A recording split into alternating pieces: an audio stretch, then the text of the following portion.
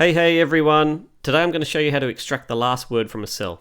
I'm going to do this very quickly just so the video doesn't drag on. So just pause and rewind if you need to. I'm going to break up this formula into 3 parts to show you how it's built up and give you the total formula at the end. So we're going to start with equals text after. So we've got these bunch of theme park rides with the number of words. So we're going to look at cell B4, comma, and we're going to find everything after a space, comma, and then it asks you how many spaces you want to see. So in this one, we want to see it after the second space, but when there's 4 words, you want to see it after the third space, so it doesn't quite work.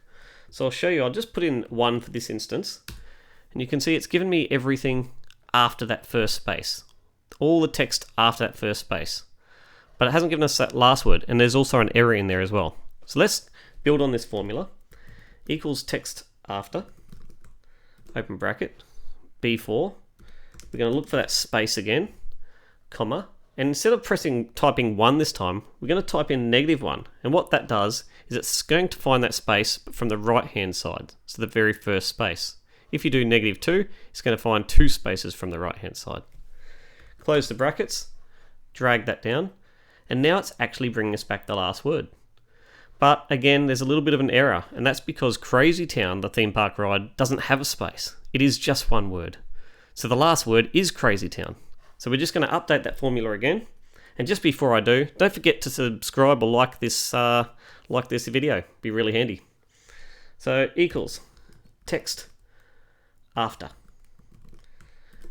going to go and find B4 again, comma. We're going to get that space again, comma. And we're going to type in -1, comma. But you can see with the little pop-up, there's actually a whole bunch more options you can do with this formula.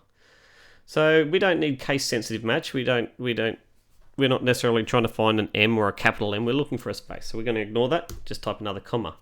And now we've got this match to end or do not match to end.